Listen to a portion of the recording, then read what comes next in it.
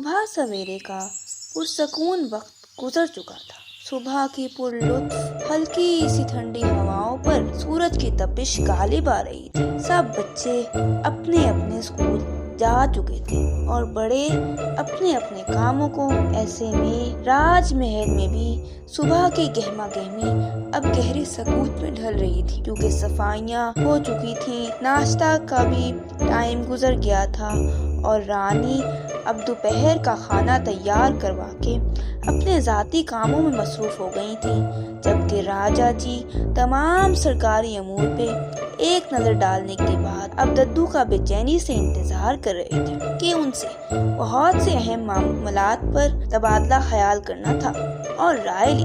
आज दद्दू को मामूल से देर हो गई थी। हुआ कुछ यूँ था कि छोटू, ढोलू और छुटकी को स्कूल भेज के दद्दू जरा ऐसे ही बिस्तर पे लेटे तो उनकी आंखें लग गई। आंख भी गहरी लग गई, मगर जब आंख खुली और वक्त देखा तो आंखें खुली की खुली रह गई। टाइम बहुत ज्यादा हो चुका था। जब वो राजा के पास से वापिस आते थे तो छोटू और ढोलू के आने का वक्त भी हो जाता था।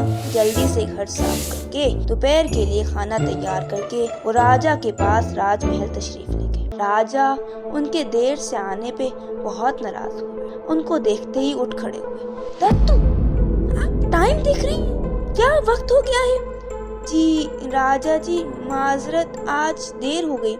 आपको ख्याल रखना चाहिए वक्त का। जी राजा जी, कोशिश तो यही होती है, मगर आज आंख लग गई थी, पता ही नहीं चला। उठा तो आने का वक्त हो गया था।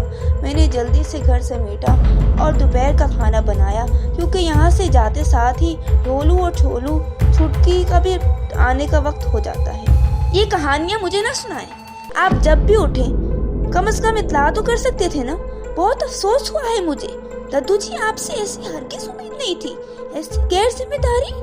आप सनक घर के मुअज़्ज़ज़ अशख़ास में से शामिल होते हैं। माजरत राजा जी, सॉरी, आइंदा ऐसे नहीं होगा। अच्छे, चले आए।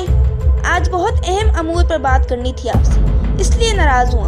आपको बता देना चाहिए था। जी राजा जी, वो देखें, वहाँ टेबल पर अहम दस्तावेजात पड़ी हैं, वो ले आइए। दद्दू वो दस्तावेजात ले आए और फिर राजा दद्दू से उन मामलात पर बातचीत करने लगे। कुछ वक्त गुजर गया तो रानी ने एक मुलाजिम को भेजा जिसके हाथ में 2 जूस के गिलास थे। मुलाजिम ने गिलास वाली ट्रे दद्दू को पकड़ा दी। दद्दू ने ट्रे रख दी और एक गिलास राजा के लिए उठाया और राजा को पेश करने लगे तो एकदम चकरा से गए और सारा जूस राजा के कपड़ों पर और अहम कागजात पर, जिससे सारे कपड़े और कागज खराब हो गए। राजा इस सारी सूरत हाल पे आग बगोला हो गए।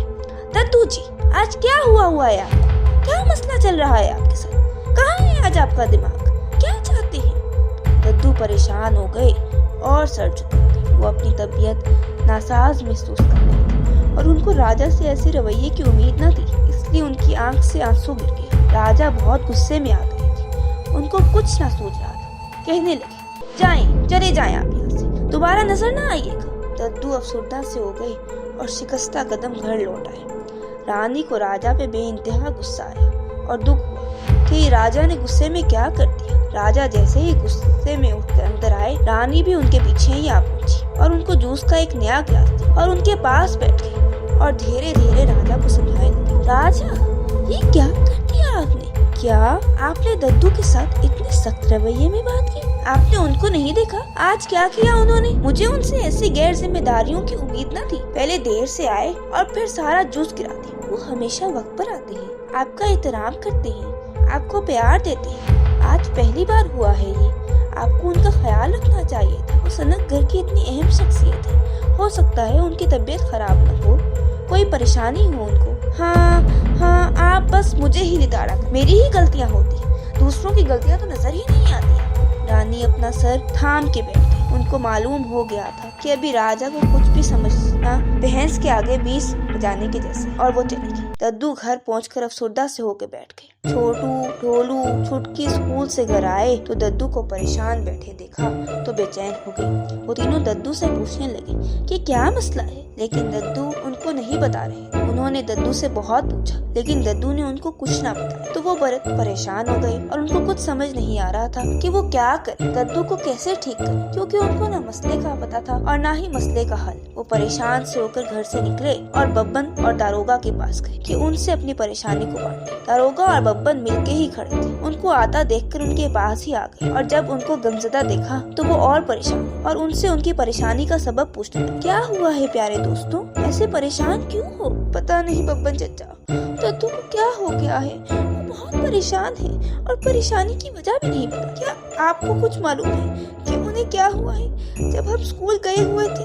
क्या तब कुछ हुआ था? बब्बन सोचते हुए बोला, हाँ याद आया, आज दद्दू राजमहल देर से गए थे और जब वापस आए तो बहुत नादिम, शर्मिंदा और दुखी लग रहे थे। अच्छा, छोटू और ढोलू खोए खोए से बोले, ऐसा करते हैं, हम राजमहल जाते हैं, राजा से पूछते हैं। नहीं नहीं बच्चों, ऐसे न जाओ, ना मालूम क्या मामला है, दद्दू से पूछ के जाओ। वो भागे भागे दद्दू के पास आए और कहने लगे, दद्दू जी आप हमें नहीं बताएंगे क्या, क्या मसला है? दद्दू चुप बैठे रहे तो वो कहने लगी, दद्दू जी ना बताएं, हम राजमहल जा रहे हैं, राजा से मालूम करके आते हैं। दद्दू फौरन उठ खड़े हुए और कहने लगे, नहीं नहीं बिल्कुल नहीं, आप लोग हरगिज़ वहाँ नहीं जाओगे और अगर गए तो वापस नहीं आना मेरे पास, इस गलती की कोई सॉरी नहीं होगी। वो तीनों सर झुका गए और ऐसे ही दिन गुजर गया। वो सब बुझल दिलों के साथ सोने के लिए लेट। बब्बन और दारोगा भी उनके लिए परेशान थे। अगला दिन हो गया, सब अपने अपने कामों पे गले गए तो दद्दू भागम भाग राजमहल जा पहुंचे। सिपाही ने राजमहल का दरवाजा तो दद्दू के लिए खोल दिया, मगर राजा जी दद्दू से मिलने के लिए तशरीफ न लाए। दद्दू परेशान से बैठे रहे। थोड़ी देर बाद रानी तशरीफ ले आई और दद्दू से माजरत करने, दद्दू जी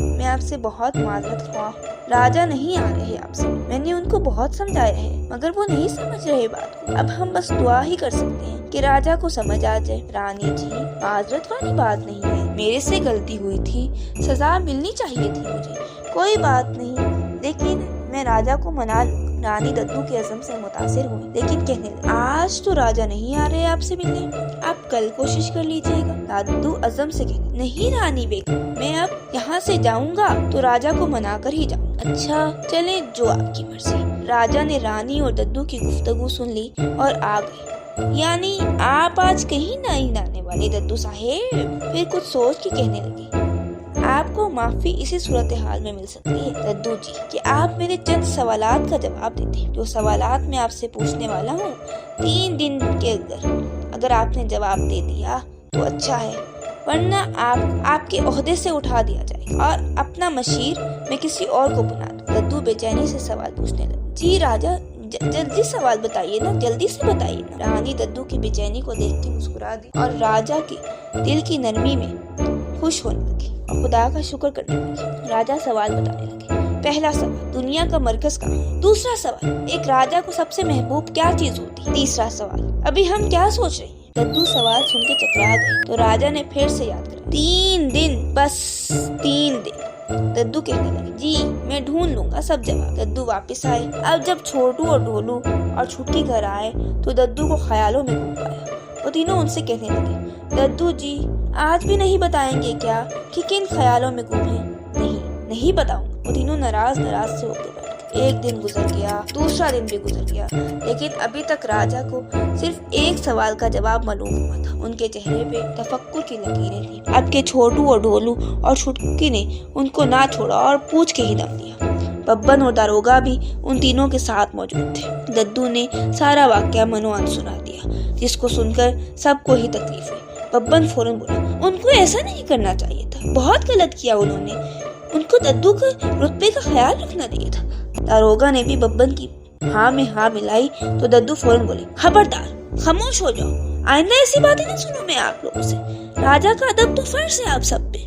वो सब सर झुका गए। फिर दारोगा और बब्बन अपने घरों को लौट आए, जबकि छोटू, ढोलू और छुटकी जवाब ढूंढने में लग गए, क्योंकि कल आखिरी दिन था। राजमहल में सोने से पहले रानी राजा को दद्दू के एहसानात याद करवाने लगी। ये कैसे हर मौके पे दद्दू उनके काम आए हैं, मुश्किल से मुश्किल काम किया है, अवाम के दिलों में राजा की मोहब्बत को उजागर किया है, राजा जी रानी की बातें सुनकर नरम पड़ गए और फिर राजा रानी सुबह का इंतजार में सो गए। दद्दू, छोटू, ढोलू और छुटकी गौर फिक्र में मसरूफ थे कि अचानक छुटकी उछली और कहने लगी, एक और जवाब मिल गया। सबने बेताबी से उसको देखा। दूसरे सवाल का जवाब दद्दू ने बता दिया था और पहले का मेरे जहन में आ गया, बल्कि हाँ, एक और जवाब भी सोच गया मुझे। फिर छुटकी ने उन सबको जवाब बता दिया तो सबके चेहरे खुशी से टमटमाने लगे और वो चारों बेचैनी से सुबह का इंतजार करने लगे। सुबह हुई तो वो राजमहल जाने लगे। राजा और रानी भी दद्दू का ही इंतजार कर रहे थे। जैसे ही दद्दू आए तो राजा उनकी तरफ मुतवज्जा हो गए।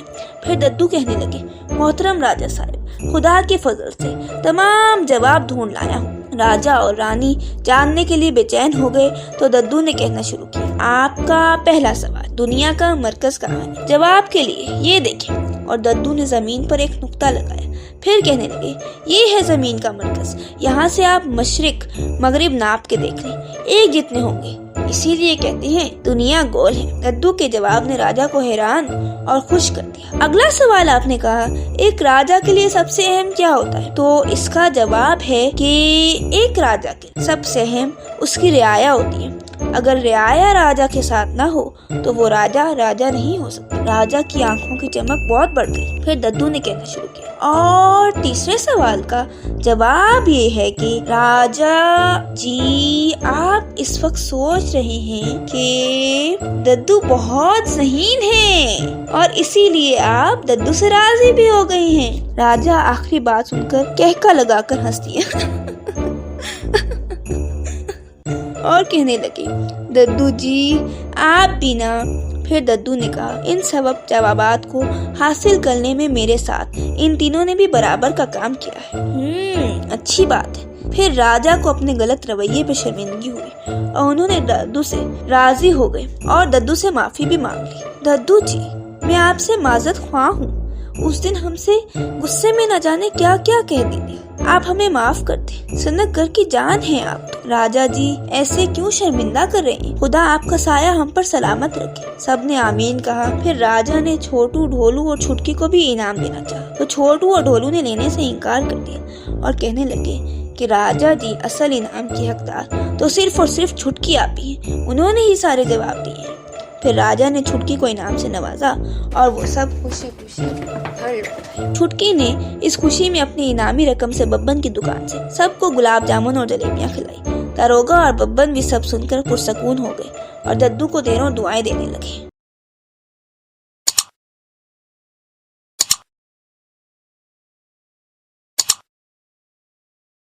You can download the application on Google Play or App Store, and you can visit our website mathslegends.co.uk.